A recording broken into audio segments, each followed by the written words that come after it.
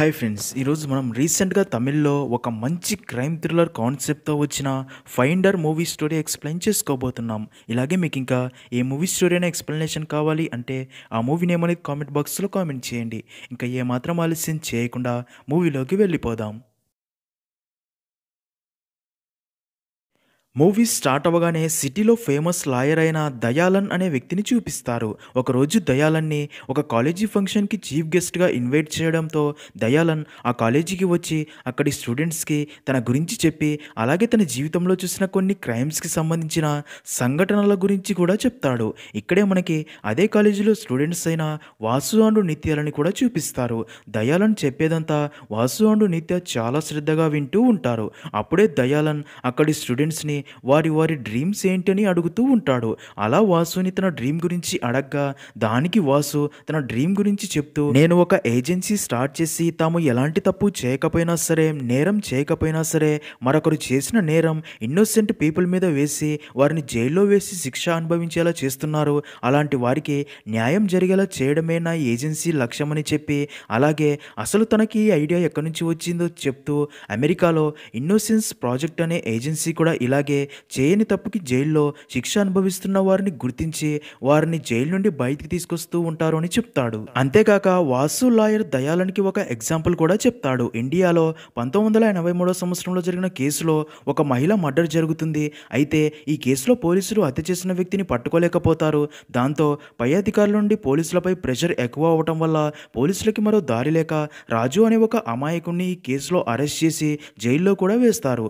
రాజు తనకి ఏమీ తెలియదు అని, తను ఎవరిని చంపలేదు అని పోలీసులకి ఎంత చెప్పినా సరే పోలీసులు తన మాట వినకుండా రాజుని బాగా కొట్టి ఫుల్గా టార్చర్ చేసి, నువ్వు మేము చెప్పినట్టే చెప్పాలి, చనిపోయిన మహిళని భార్య అని, తాగిన మత్తులో నువ్వే నీ భార్యని చంపేశావని ఒప్పుకోవాలి అని బాగా టార్చర్ చేయడంతో ఆ టార్చర్ భరించలేని రాజుకి మరో దారి లేక పోలీసులు చెప్పినట్టే తనే చంపినట్లు ఒప్పుకుంటాడు. దాంతో పోలీసులు రాజుని కోర్టులో ప్రవేశపెడతారు. అయితే ఇక్కడే అదిరిపోయే ట్విస్ట్ ఏంటంటే అప్పుడే కోర్టుకి రాజు అసలు భార్య అయిన సీత వస్తుంది. సీత అక్కడి వారికి అంతా చెప్తుంది. అదంతా విన్న కోర్టులో ఉన్నవారు షాక్ అయ్యి, రాజు తన భార్యని చంపితే మరి ఈ సీత ఎవరు అని రాజుని అడగ్గా రాజు అక్కడి వారందరికీ జరిగిందంతా చెప్తాడు. తను ఎవరిని చంపలేదు అని, పోలీసులు తనని బాగా కొట్టి బలవంతంగా తనతో ఇలా చెప్పించారు అని అసలు నిజం చెప్పడంతో పోలీసులు చేసిన తప్పు అందరికీ తెలిసి షాక్ అవుతారు. అలాగే రాజు నిర్దోషి అని తెలిసి తీర్పు ఇస్తారు. అలా వాసు లాయర్ దయాలంతో ఇప్పటికీ ఇలాంటి చాలా కేసులు ఇండియాలో ఉన్నాయి. ఇప్పటికీ నేరం చేయని చాలామంది అమాయకులు జైల్లో శిక్ష అనుభవిస్తున్నారు. అందుకే అలాంటి వారికి న్యాయం చేయడం కోసమే నేను ఈ ఏజెన్సీ స్టార్ట్ చేయబోతున్నాను అని చెప్పగా అదంతా విన్న దయాలన్ కూడా చాలా హ్యాపీగా ఫీల్ అయ్యి, నువ్వు చాలా మంచి పని చేయబోతున్నావు, ఫ్యూచర్లో నీకు నా నుండి ఎలాంటి హెల్ప్ కావాలన్నా ఉంటుంది అని చెప్పి వెళ్ళిపోతాడు. సీన్ కట్ చేస్తే అలా కొన్ని రోజులకి వాసు అండ్ నిత్య కలిసి ఫైండర్ ఏజెన్సీ స్టార్ట్ చేస్తారు. ఈ ఏజెన్సీ ముఖ్య లక్ష్యం తాము చేయని నేరానికి జైల్లో శిక్ష అనుభవించే అమాయకులని బయటకు తీసుకుని రావటం. ఇంకా ఈ ఫైండర్ ఏజెన్సీలో వాసు అండ్ నిత్య ఫ్రెండ్స్ కూడా వారికి హెల్ప్ చేస్తూ ఉంటారు. అలా అప్పటి నుండి ఫైండర్ ఏజెన్సీ ద్వారా వాసు అండ్ నిత్య నేరం చేయకపోయినా జైల్లో శిక్ష అనుభవిస్తున్న వారి గురించి తెలుసుకుని వారికి న్యాయం జరిగేలా చేస్తూ ఉంటారు. నెక్స్ట్ సీన్లో పాయల్ అనే అమ్మాయిని చూపిస్తారు. ఒకరోజు పాయల్ న్యూస్ పేపర్లో వచ్చిన వాసు నడుపుతున్న ఫైండర్ ఏజెన్సీ యాడ్ చూసి వెంటనే వాసుకి ఫోన్ చేసి, నేను న్యూస్ పేపర్లో మీ ఏజెన్సీ యాడ్ చూశాను, మా నాన్న పేరు పీటర్, తను ఇప్పుడు జైల్లో ఉన్నాడు, తను ఎలాంటి తప్పు చేయకపోయినా సరే జైల్లో శిక్ష అనుభవిస్తున్నాడు, మా నాన్న తప్పు చేయలేదు అని నాకు బాగా తెలుసు అని చెప్తుంది. పాయల్ చెప్పిందంతా విన్న వాసు తనని ఏజెన్సీకి వచ్చి తనని కలవమని చెప్తాడు. దాంతో పాయల్ ఏజెన్సీకి బయలుదేరుతుంది. ఇక్కడే మనకి పాయల్ ఫ్యామిలీని చూపిస్తారు. పాయల్ నాన్న పేరు పీటర్, అమ్మ సంధ్య, ఇంకా మామ రాయన్ ఉంటారు. అందరూ కలిసి ఒకే ఇంట్లో సంతోషంగా ఉంటారు. ఇలా ఉండగా 2016 సంవత్సరంలో ఒక కేసు విషయంలో జరిగిన సంఘటనల వల్ల పీటర్ అండ్ రాయన్ జైలుకి వెళ్ళి ఉంటారు. సీన్ కట్ చేస్తే పాయల్ ఫైండర్ ఏజెన్సీకి వచ్చి వాసుని కలుస్తుంది. వాసు పాయల్ని చూసి, అసలు ఏం జరిగింది, మీ నాన్న ఏ కేసు విషయంలో జైలుకి వెళ్ళాడో క్లియర్గా చెప్పు అని అడగ్గా పాయల్ జరిగింది చెప్పడం స్టార్ట్ చేస్తుంది.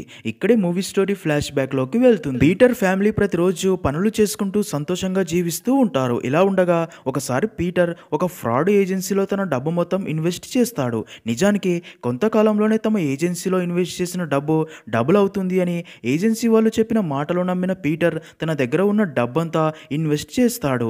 అంతేకాక పీటర్ ఇదే విషయం ఊర్లోని అందరికీ చెప్పగా పీటర్ మాటలు నమ్మి ఊర్లో చాలా మంది అదే ఏజెన్సీలో తమ డబ్బు పెడతారు. అలా కొన్ని రోజులు గడిచిపోతాయి. అయితే ఇక్కడే ట్విస్ట్ ఏంటంటే ఆ ఏజెన్సీ ఫ్రాడ్ అని, ఇన్వెస్ట్ చేసిన డబ్బంతా తీసుకుని ఏజెన్సీ వారు పారిపోయారు అని పీటర్ అండ్ ఊర్లో అందరికీ తెలిసి ఒక్కసారిగా షాక్ అవుతారు.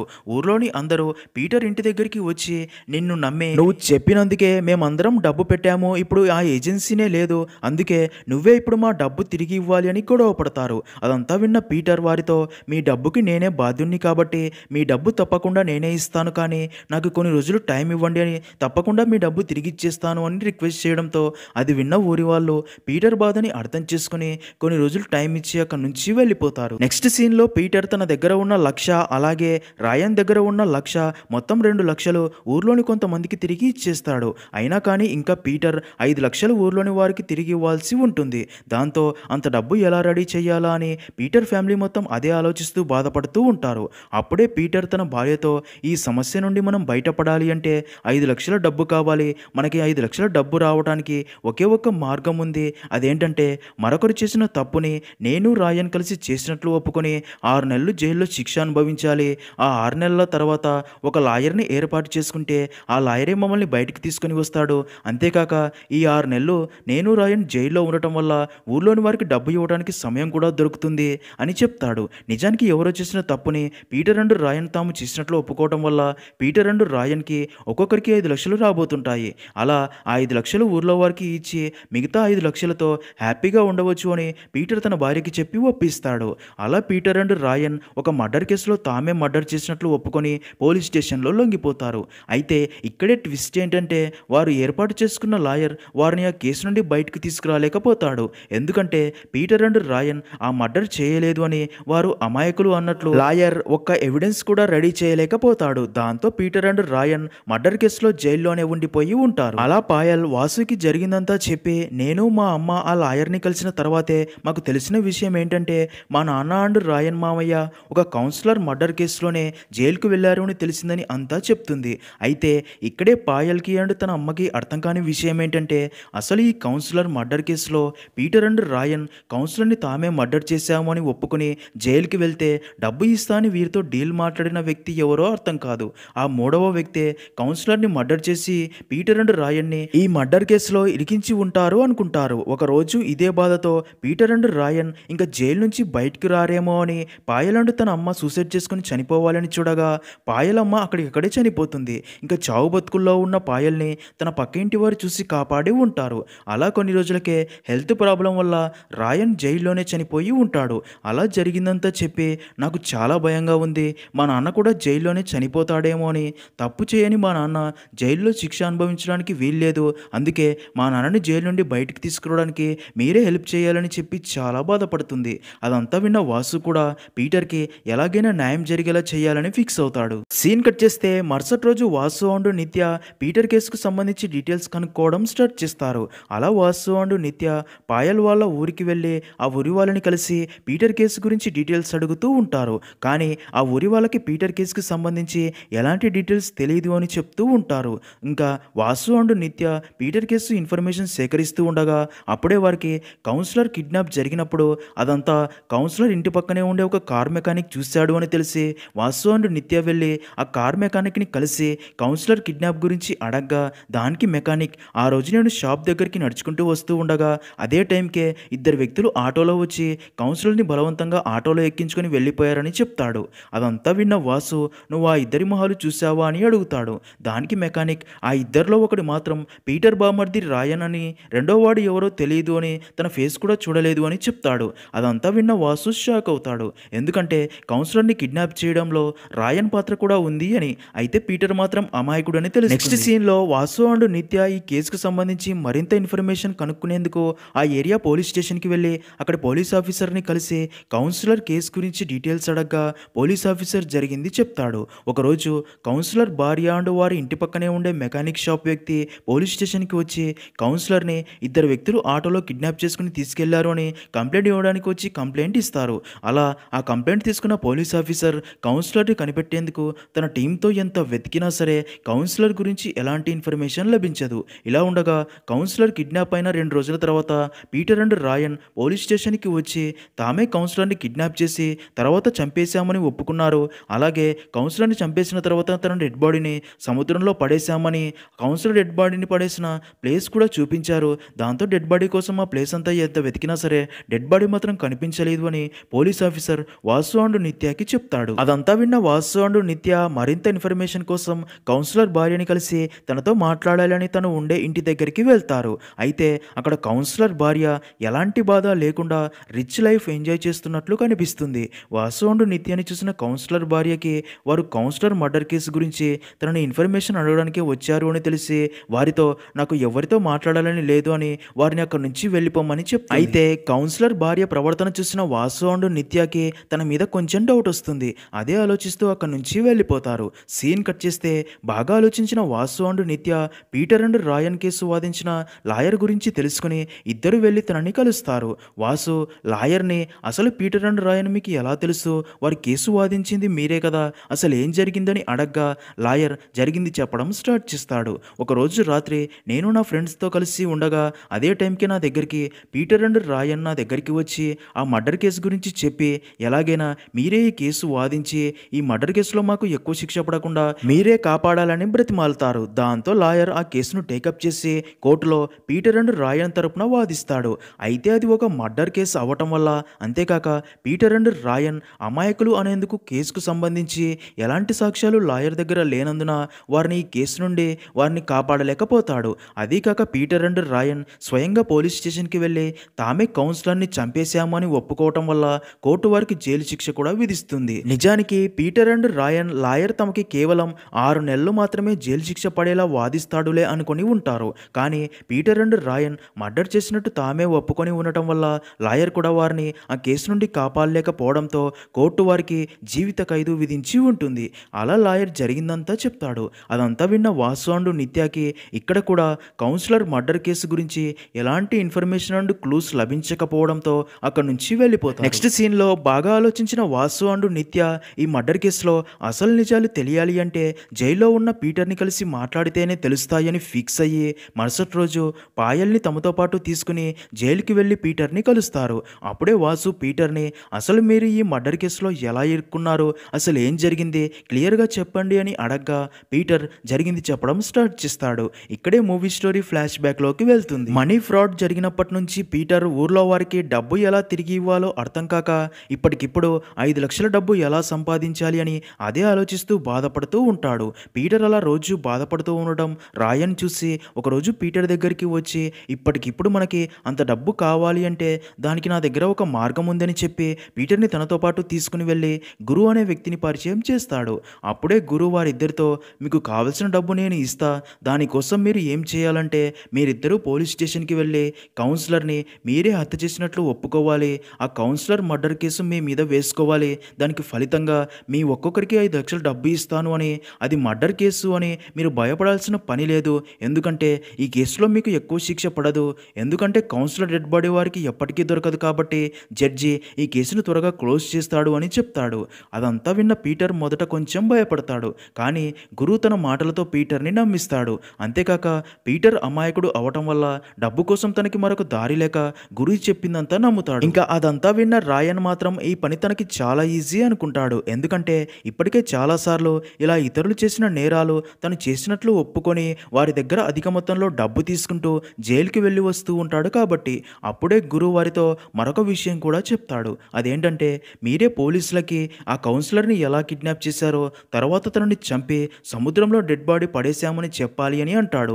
దానికి వారు కూడా ఒప్పుకుంటారు. అయితే ఇక్కడే మనకి అర్థమయ్యే ఒక విషయం ఏంటంటే గురువుకి కౌన్సిలర్ మర్డర్ గురించి పూర్తిగా తెలుసు అని. అయితే గురువునే కౌన్సిలర్ని చంపాడా లేదా మరెవరైనా చంపారా అనేది తెలియదు. మూవీ స్టోరీ ముందుకు వెళ్లే కొద్దీ కౌన్సిలర్ని ఎవరు చంపారో తెలుస్తుంది. నిజానికి కౌన్సిలర్ చావుకి కారణం ఎవరో గురువుకి పక్కాగా తెలుసు. అందుకే కౌన్సిలర్ మర్డర్ కేసులో ఇరికించేందుకు గురు అమాయకుల కోసం వెతుకుతూ ఉండగా పీటర్ అండ్ రాయన్ దొరుకుతారు. అందుకే గురు కౌన్సిలర్ మర్డర్ కేసును తమ మీద వేసుకోమని డబ్బు ఆశ చూపడంతో పీటర్ అండ్ రాయన్ డబ్బు కోసం మర్డర్ కేసు తామే చేసినట్లు ఒప్పుకుంటారు. అయితే అసలు గురువుకి కౌన్సిలర్ మర్డర్ కేసులో ఎవరైనా ఇరికించమని డీల్ ఇచ్చింది ఎవరు? తను ఒకవేళ గురు బాస, ఒకవేళ తనే కౌన్సిలర్ని చంపి ఉంటాడా అసలు ఆ బాస్ ఎవరు అనేది అర్థం కాదు. సీన్ కట్ చేస్తే అదంతా తెలుసుకున్న వాసు అండ్ నిత్య మళ్ళీ కౌన్సిలర్ భార్యని కలవటానికి వెళ్తారు. ఈసారి కూడా కౌన్సిలర్ భార్య తనతో మాట్లాడడానికి ఇష్టపడదు. కానీ వాసు తనతో మీరు మా ప్రశ్నలకి సమాధానాలు చెప్పకపోతే మీరు కూడా నిందితులే అవుతారు అనడంతో అది విన్న కౌన్సిలర్ భార్య భయపడి వారితో మాట్లాడుతుంది. అప్పుడే వాసు తనని అసలు మీరే మీ భర్తని చంపలేదు అని మేము ఎలా నమ్మాలి చెప్పండి? మీ భర్త చనిపోయి ఇన్ని సంవత్సరాలైన తర్వాత కూడా మీరు ఎలాంటి కష్టాలు లేకుండా లగ్జరీ లైఫ్లో బతుకుతున్నారు అని అడగ్గా దానికి తను ఇప్పుడు నేను అనుభవిస్తున్న ఆస్తి అంతా నా భర్తదే, అలాగే నాకు కూడా నా తల్లిదండ్రుల నుంచి చాలా ఆస్తి ఉంది, అలాంటప్పుడు నా భర్తని చంపాల్సిన అవసరం నాకేంటి అని చెప్తుంది. అది విన్న వాసు మీ భర్త తరచుగా ఎక్కడికైనా వెళ్ళేవారా అని అడగ్గా దానికి తను నా భర్త ఎక్కువగా రుద్రయోగి ఉండే మఠంకి వెళ్ళి వచ్చేవారు, ఆ మఠంలో ఎక్కువగా సాధువులే ఉంటారు అని చెప్తుంది. అది విన్న వాసు ఆ మఠం గురించి మరింత ఇన్ఫర్మేషన్ తెలుసుకోవడానికి ప్రయత్నించగా అప్పుడే వాసు అండ్ నిత్యకి ఆ మఠం గురించి కొన్ని షాకింగ్ విషయాలు తెలుస్తాయి. అవేంటంటే ఆ మఠంపై 2014 సంవత్సరంలో ఒక రైడ్ జరగ్గా ఆ రైడ్లో మఠంలో అధిక మొత్తంలో బ్లాక్ మనీ దొరికింది అని, ఆ బ్లాక్ మనీ మొత్తం భీమా అనే ఒక ల్యాండ్ మాఫియా లీడర్ డబ్బు అని, ఆ మఠంలో బ్లాక్ మనీని వైట్గా మారుస్తూ ఉంటారని తెలుస్తుంది. ఇక్కడే వాసుకి తెలిసే మరొక విషయం ఏంటంటే గురు భీమా కోసమే పనిచేస్తూ ఉంటాడు అని, ఇంకా గురు బాస్ భీమానే అని తెలుస్తుంది. అదంతా విన్న వాసుకి భీమానే కౌన్సిలర్ని చంపించి లేదా చంపి ఉంటాడేమో అని డౌట్ వస్తుంది. కానీ ఇక్కడే వాసుకి తెలిసే మరొక షాకింగ్ విషయం ఏంటంటే అప్పట్లో భీమా అండ్ కౌన్సిలర్ మంచి స్నేహితులు అని, అలాంటప్పుడు భీమాకి కౌన్సిలర్ని చంపాల్సిన అవసరం ఏంటో అర్థం కాదు. అదంతా చూస్తున్న వాసుకి ఈ కేసులో ఏం జరుగుతుందో అర్థం కాదు. అలా వాసు అండ్ నిత్య ఆ కేసు గురించి ఆలోచిస్తూ ఉండగా అప్పుడే వాసుకి కౌన్సిలర్ చనిపోయిన అదే నెలలో భీమా తన ఇంటి వెనకాల ఉన్న స్థలంని దాని వాల్యూ కంటే 3 రెట్లు అధికంగా డబ్బు ఇచ్చి మరీ కొన్నాడని తెలుస్తుంది. దాంతో వాసుకి అసలు భీమా ఆ స్థలం 3 రెట్లు అధిక డబ్బు ఇచ్చి కొన్నాడు అంటే ఆ స్థలంలో ఏదో రహస్యం దాగి ఉండాలని డౌట్ వచ్చి వాసు అదే విషయం పోలీసులకి చెప్పడంతో పోలీస్ ఆఫీసర్ తన టీంతో ఆ స్థలానికి చేరుకొని ఆ ప్లేస్ అంతా చెక్ చేస్తూ ఉండగా ఇక్కడే ట్విస్ట్ ఏంటంటే అక్కడే ఒక ప్లేస్లో భూమిలో పాతబెట్టబడిన మనిషి స్కెలటన్ కనబడుతుంది. అది చూసిన అందరికీ భీమానే కౌన్సిలర్ని చంపి తన డెడ్ బాడీని ఆ ప్లేస్లో పూడ్చిపెట్టాడని ఫిక్స్ అవుతారు. ఇంకా ఈ కేసు క్లోజ్ అయింది అనుకుంటారు. అయితే ఇక్కడే అదిరిపోయే ట్విస్ట్ ఏంటంటే ఆ స్కెలటన్ని టెస్టులు చేయగా అది కౌన్సిలర్ స్కెలటన్ కాదు అని భీమా ఫాదర్ది అని తెలిసి అందరూ షాక్లో ఉండిపోతారు. ఈ విషయం తెలిసిన వాసు అండ్ నిత్య కూడా షాక్ అవుతారు. సీన్ కట్ చేస్తే అసలు భీమా ఫాదర్ స్కెలటన్ ఆ ప్లేస్లో ఎందుకు ఉంది అని ఆ పోలీస్ ఆఫీసర్ భీమాని అరెస్ట్ చేసి అలా అసలు నిజమేంటో తెలుసుకోవడానికి భీమాని కోర్టుకి తీసుకుని వెళ్తాడు. ఇంకా మరో పక్క వాసు లాయర్ దయాలన్ని కలిసి తనకి పీటర్ కేసు గురించి మొత్తం చెప్పి పీటర్ కౌన్సిలర్ని హత్య చేయలేదు అని, తను అమాయకుడు అని, అందుకే పీటర్ తరపున వాదించేందుకు దయాలన్ని ఒప్పిస్తాడు. అలా కోర్టులో కేసు స్టార్ట్ అవుతుంది. దయాలన్ భీమాని అసలు మీ నాన్న డెడ్ బాడీ ఆ ప్లేస్లో ఎందుకు పూడ్చారు, అసలు ఏం జరిగింది, కౌన్సిలర్ చావుకి మీకు సంబంధం ఏంటి, నిజం చెప్పమని అడగ్గా భీమాకి మరో దారి లేక 2016 సంవత్సరంలో ఏం జరిగిందో నిజం చెప్పడం స్టార్ట్ చేస్తాడు. ఇక్కడే మూవీ స్టోరీ ఫ్లాష్ బ్యాక్లోకి వెళ్తుంది. నిజానికి భీమా అండ్ కౌన్సిలర్ ఇద్దరు చాలా క్లోజ్గా ఉంటూ బెస్ట్ ఫ్రెండ్స్గా ఉంటారు. ఇద్దరు ప్రతిరోజు కలిసి చిల్ అవుతూ ఉంటారు. కౌన్సిలర్కి భీమా గురించి అన్ని విషయాలు తెలుసు. కానీ భీమా దగ్గర ఉన్న బ్లాక్ మనీ అంతా వైట్గా ఎలా మారుస్తున్నాడో మాత్రం కౌన్సిలర్కి అస్సలు అర్థం కాదు. అయితే ఒకరోజు కౌన్సిలర్కి భీమా తన దగ్గర ఉన్న బ్లాక్ మనీ అంతా రుద్రయోగి మఠంకి పంపుతూ ఉంటాడు అని, తర్వాత మఠంలోని రుద్రయోగి స్వామి ఆ బ్లాక్ మనీ అంతా తన మఠానికి లింక్ ఉన్న ఇతర ఆర్గనైజేషన్కి పంపి అలా బ్లాక్ మనీ అంతా వైట్గా మారుస్తున్నాడని తెలుస్తుంది. ఈ విషయం తెలిసిన కౌన్సిలర్ బాగా ఆలోచించి ఈ బ్లాక్ మనీని వైట్గా మారుస్తున్న ఆర్గనైజేషన్స్ గురించి తనకి తెలిసిన పై అధికారులకు ఇన్ఫర్మేషన్ ఇస్తే తనకి తగిన ప్రతిఫలం దక్కుతుంది అని ఆశపడి ఆ విషయం తన పై అధికారులకి చెప్పి ఆ ఆర్గనైజేషన్స్ మీద రైడ్ చేసి బ్లాక్ మనీని పట్టుకోమని చెప్తాడు. దానికి తన పై ఆఫీసర్స్ అందరూ ఈ ఇన్ఫర్మేషన్ ఇచ్చినందుకు తనకి ఆ పట్టుకున్న డబ్బులో 10% ఇస్తామని, మిగిలిన 90% మేము తీసుకుంటాము అని చెప్పి అలా ఆ ఆర్గనైజేషన్స్ మీద రైడ్ చేసి డబ్బు పట్టుకొని వారు చెప్పినట్లే అందులో 10% కౌన్సిలర్కి ఇచ్చి ఉంటారు. ఇంకా మరో పక్క ఈ రైడ్ల గురించి భీమాకి తెలిసి అసలు ఆ ఆఫీసర్స్కి తన బ్లాక్ మనీ గురించి ఆ ఆర్గనైజేషన్స్ గురించి ఎలా తెలిసిందో అర్థం కాక చాలా సీరియస్ అవుతాడు. అదే విషయమే రుద్రయోగికి ఫోన్ ఫోన్ చేసి మాట్లాడతాడు. అయితే అప్పుడే భీమాకి తెలిసే ఒక విషయం ఏంటంటే కొన్ని రోజుల ముందే కౌన్సిలర్ రుద్రయోగిని కలిసి భీమా తన బ్లాక్ మనీని వైట్ మనీగా ఎలా మారుస్తున్నాడో అడిగి తెలుసుకున్నాడు అని చెప్పడంతో అది విన్న భీమాకి అయితే కౌన్సిలర్ తన బ్లాక్ మనీ విషయం గురించి తెలుసుకుని తన పై ఆఫీసర్స్కి మ్యాటర్ లీక్ చేసి రైట్ జరిగేలా చేశాడు అని క్లారిటీ వచ్చి కౌన్సిలర్ మీద చాలా కోపం వచ్చి తనని చంపాలని ఫిక్స్ అయ్యి గురు అండ్ రాయన్ ద్వారా కౌన్సిలర్ని కిడ్నాప్ చేయించి కౌన్సిలర్ని దారుణంగా కొట్టి చంపేసి ఉంటాడు. తర్వాత ఈ విషయం ఎవరికీ తెలియకూడదు అని గురువు సహాయంతో డెడ్ బాడీని సీక్రెట్గా శ్మశానానికి తీసుకెళ్లి గొయ్యి తీసి బాడీ పూడ్చిపెడతారు. అయితే భీమా అండ్ గురు డెడ్ బాడీని పూడ్చిపెట్టడం శ్మశానంలో ఉండేవాళ్ళు చూసి భీమాని గుర్తుపట్టి ఎవరి డెడ్ బాడీ పూడ్చిపెడుతున్నారని అడగ్గా భీమా టెన్షన్లో తన ఫాదర్కి హార్ట్ అటాక్ వచ్చి చనిపోయాడు అని అందుకే ఇక్కడికి తీసుకొచ్చి అంత్యక్రియలు చేస్తున్నామని చెప్తాడు. అయితే ఈ మాట చెప్పి భీమా చిక్కుల్లో ఇరుక్కుంటాడు.